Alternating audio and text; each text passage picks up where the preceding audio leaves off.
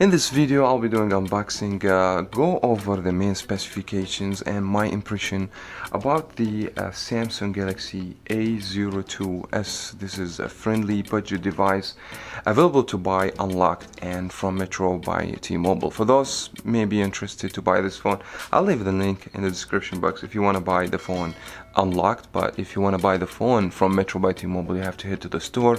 And the phone, as of right now, if you just start a new number, the phone will cost you around $29, which is such a great deal for this phone. Or if you have another number active with a different company, you will get the phone for free. This is Variety Stick, and make sure to give me a thumbs up and leave a comment and subscribe to the channel if you haven't already, and let's find out.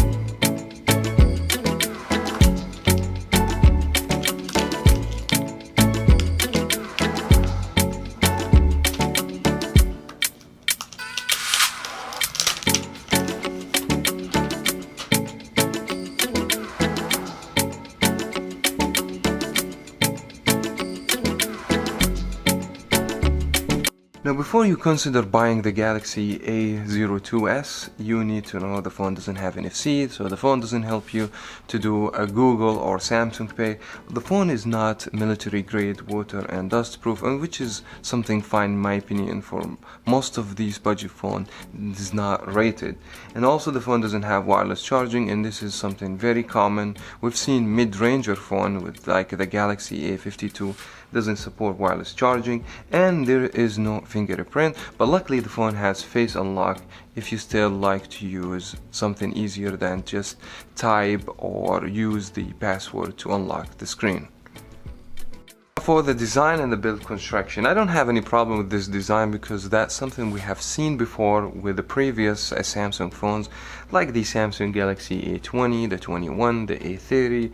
It has the same language design. The build construction, I would say it's not something I'm so impressed with, but it is what it is since I'm not paying much for this phone, so I'm not gonna expect anything fancy. So the frame of the phone is a plastic, and the back of the phone also is a plastic, and it feels cheap plastic. It doesn't give you this nice premium look to it. The phone also kind of a little bit chunky, but I understand that the phone has 5000 milliamp power battery. Even these keys on the right side, the power and the volume down, doesn't have any textures, so normally you will get confused of going up and down for the volume between the power key. Other than that, I mean, I'm not, as I said, like, I can't complain much because the price of the phone is not high, and at the end of the day, if the phone is plastic or glass, it doesn't change much from the actual experience.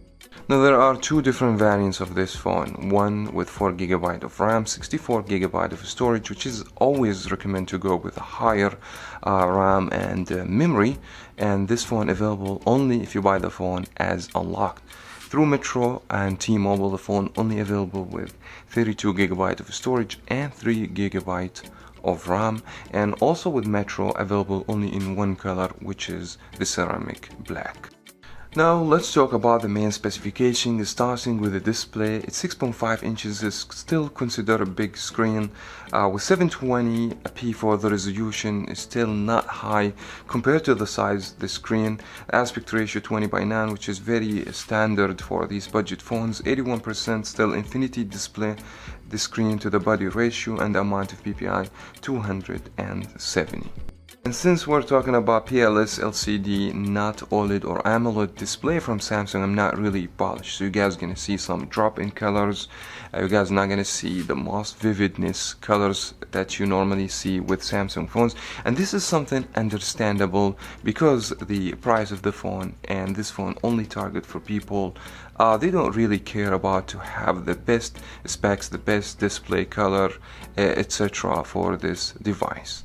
Now for the internal hardware, the phone has Snapdragon 450 from Qualcomm, and this is entry-level processor with the clock speed 1.8 GHz. This phone is 32 GB with 3 GB of RAM. As I mentioned before, you can go with 64 4 GB if you intend to buy the international variant.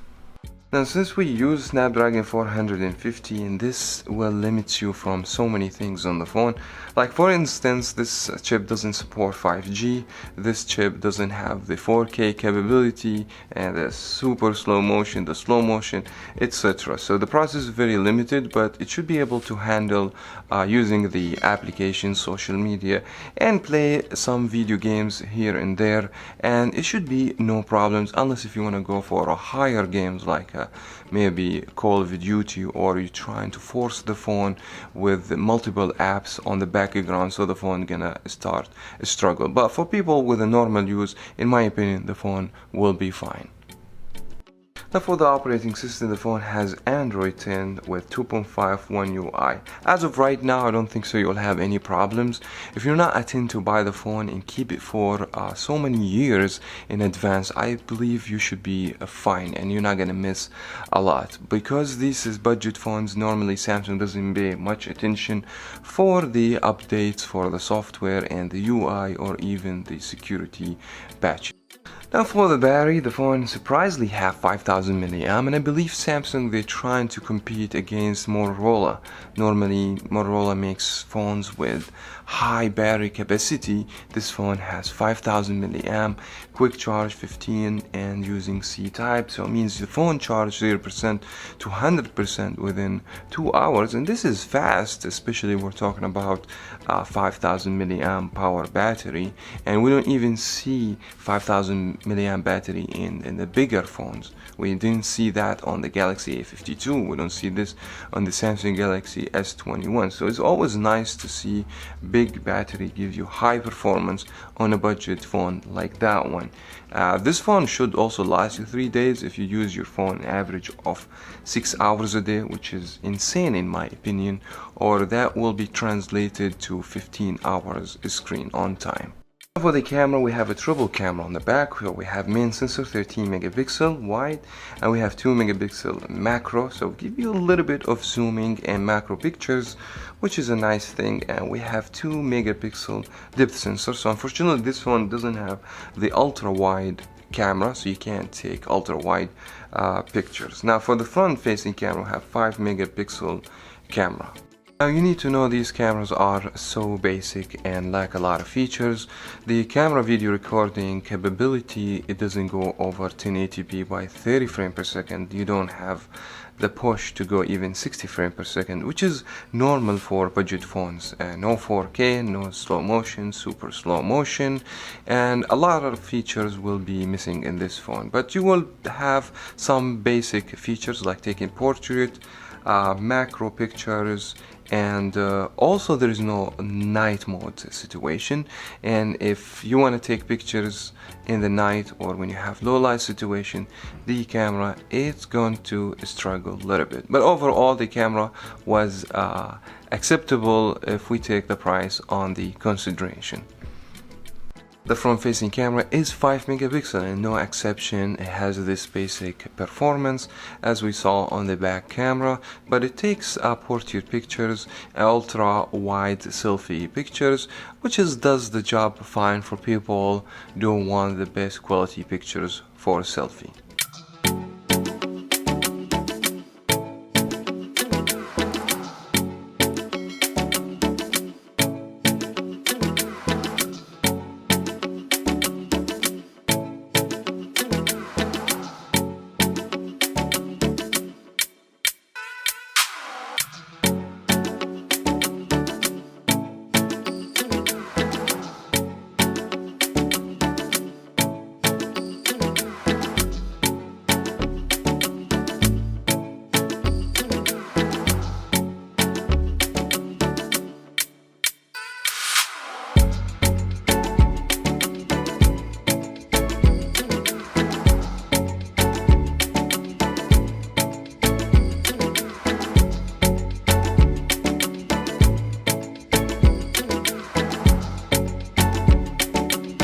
Now, at the end of the day, the Samsung Galaxy A02s made for people on budget or people not willing to spend so much money on the phone. If you just want to do the basic functions on the phone, do your social media, take pictures here and there, download some games, this will be a great fit for you. Other than that, if you're looking for the top of the line specs and you want a higher performance, I highly recommend to stay away from this phone.